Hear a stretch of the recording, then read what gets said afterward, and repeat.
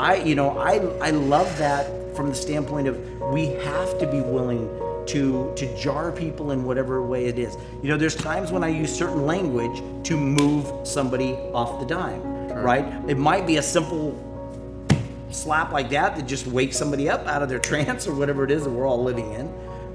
Or it might be something that I use a certain type of language that does that. And I think that that's one of the things that I see a lot of us struggle with, especially when we go into business, is we don't know what it's going to take to move somebody.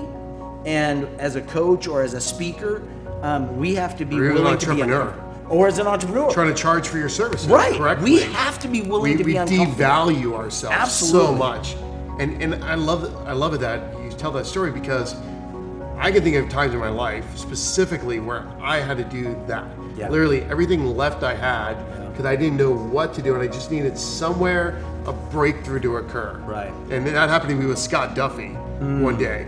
And I was just like, the company finances were like going red, and we don't get paid for 6 months to a year on our cases. Right. We do all this work, we put all this time, put all this money, and sometimes we don't get money for a while. And then as you're scaling and growing a company, you just don't have finances. As you're growing, cash flow is a big issue in everyone's life when you're growing companies. So I literally, Scott goes, well, it's $2,500 or something like that, or $5,000 for. I was like, Scott, I've got $1,187 left in my account.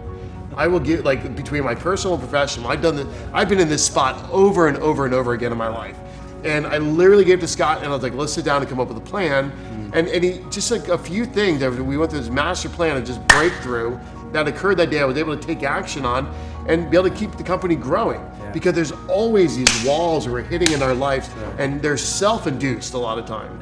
It's the way we see things, the way we're acting, the way we're taking action on things. The questions we're asking. Yeah, the questions we're even asking ourselves are the wrong questions. And if it wasn't for Scott coming in from a different angle, with a different energy, and his experience too, he'd been in the same boat with a company that I think it was one of the companies that was semi-associated with him and Richard Branson, and another one before that, where he had to lay off about 50 people and stuff like that. So it was these lessons from people that have actually been through it, and then you can actually pick up a piece from them, are huge.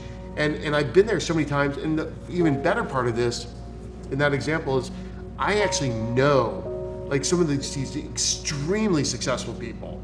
One of my friends, Garrett J. White, who created the Wake Up Warrior thing, he was literally, do I make my mortgage payment and feed my family, or do I spend this last bit of money I have to go to this seminar?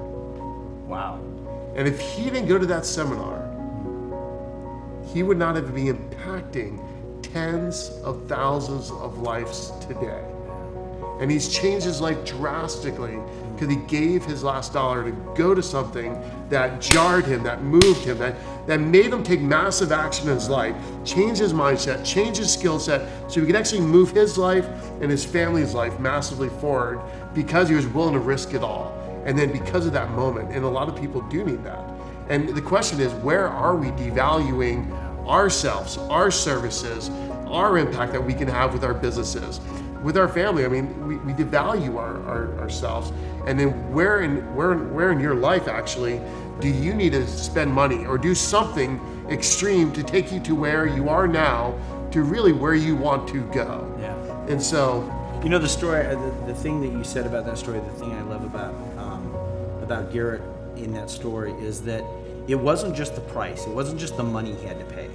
He had to literally go home and explain to his wife that, hey, look, I know we need money, I know we need rent, but I got to do this. So he's going to have to go home and deal with that as well. Correct. So it wasn't just the money. Price. It's what everything else that evolves the family, around the look that. at his wife, the look at his wife, she has. Who's to say that maybe she was a wonderful woman and never had this doubts, but maybe she began to doubt him at some point. What was it that possessed him enough to say, I must, as our friend said. Greg Johnson says. I love that. So what was it possessed him to say, I must do this, even in face of losing respect for my wife or losing, whatever it is, losing sleep. He listened to the voice, not reason.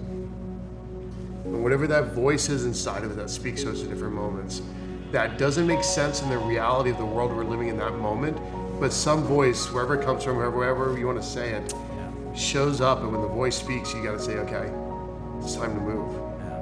And he moved, and I like the example too of like the price you pay at home.